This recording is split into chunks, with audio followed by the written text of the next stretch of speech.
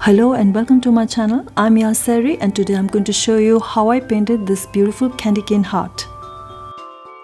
This is the color study I did in my mini sketchbook, and this candy cane on left is with neutral tint and the one on right is done with Payne's Grey, and I chose Payne's Grey for my final painting. My color palette is very simple. It's cadmium red, hooker's green and Payne's Grey.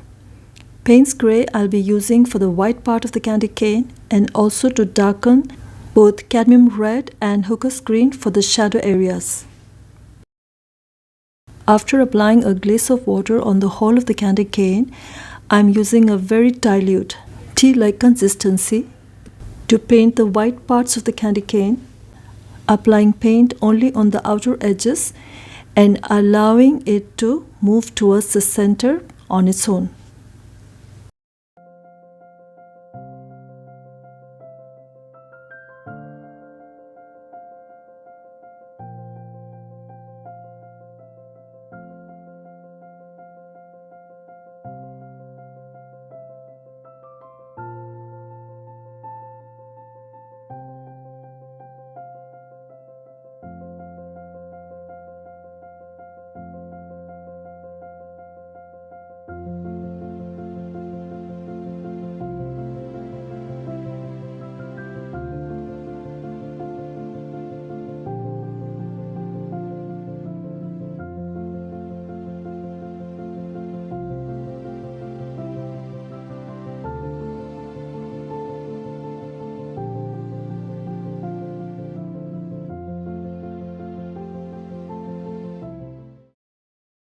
While the paper is still moist, I'm going to use a clean damp brush and a tissue paper to lift color from the areas which are going to be red stripes of the candy cane. Then I used the exact same techniques for the candy cane on the left. To paint the holly leaves, I'm going to use hooker's green and hooker's green mixed with Payne's Grey. I'm going to use the wet and wet technique and paint only one half of the leaf at a time. This automatically creates the central vein. First I'm going to start with hooker's green and Payne's Grey mixture, thicker consistency, cream-like consistency, and apply it only on the central vein and the edges of the leaves. And then I'm going to drop in some hooker's green, cream-like consistency as well.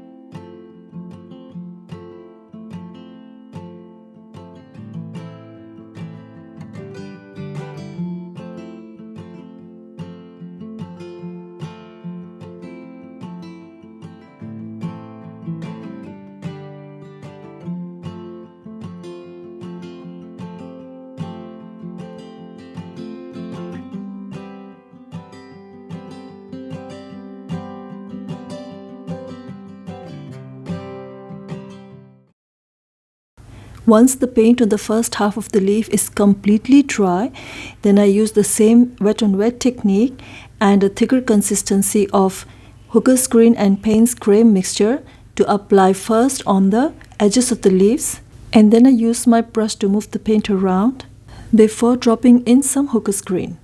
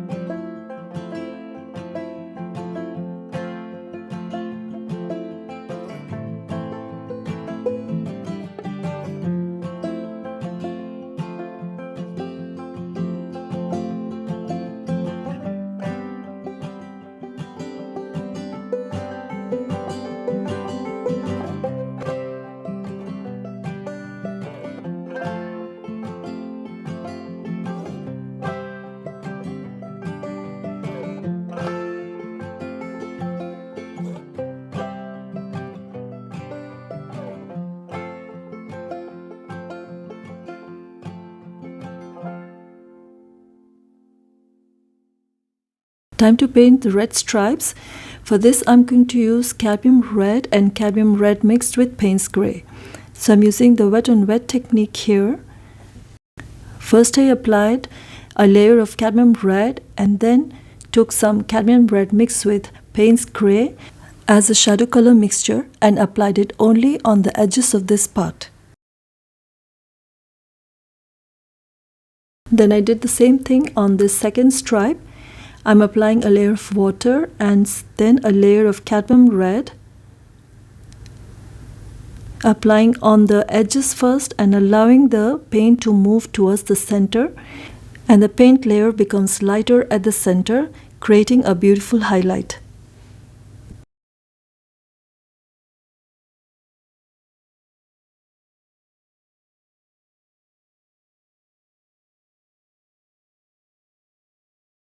And always, you can also create highlight by lifting color. And while the paper was still moist, I dropped in the shadow colors on both the edges. And repeated the same process for the rest of the red stripes. So first applied a layer of water and then a layer of cadmium red on the edges, allowing the paint to move to the center. If the paint doesn't flow, I'm using my brush to help it flow towards the center.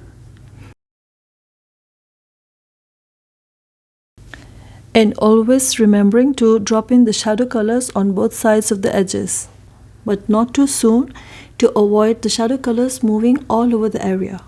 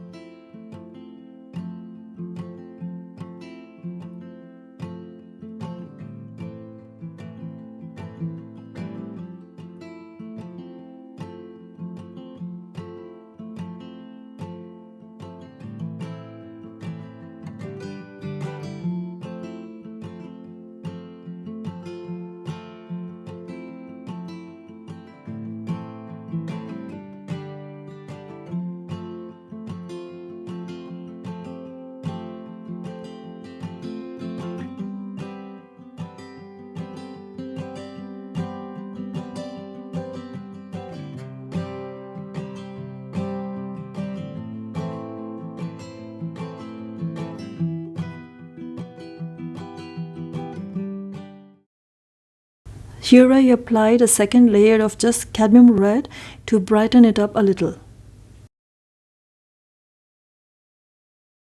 For the berries, I'm using mostly wet and dry. I took a small amount of cream-like consistency of cadmium red and applied it on the outer edges of the berry. Then cleaned my brush and took off the excess water, and with this damp brush, I used it to spread the paint, leaving a highlight in the center. Then I applied the shadow color mixture of cadmium red with Payne's gray and applied it on the outer edges of the berry.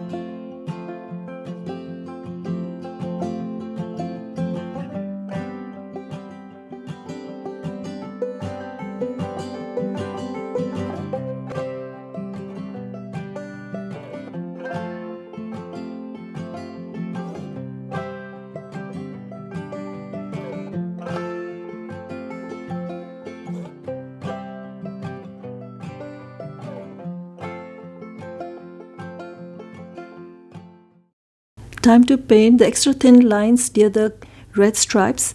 For this, I'm using my 000 round brush and a cream-like consistency of cadmium red. The number of lines I'm painting are random. You can paint 1, 2, or even up to 3 lines on either side of the red stripes. It's totally up to you.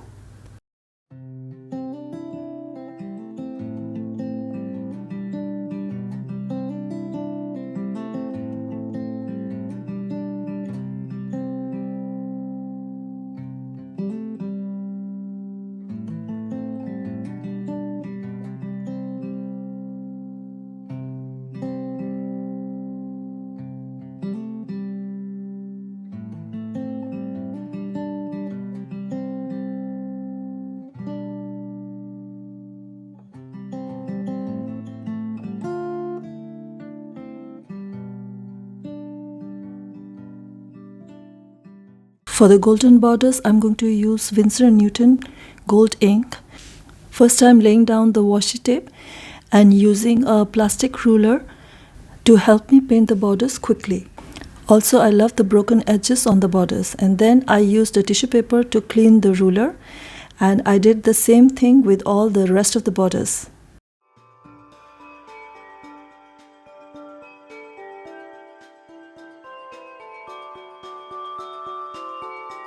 And here's the finished painting. Thank you very much for watching this video. Please like, share and subscribe if you haven't already. I will see you next week with a new tutorial. Bye for now.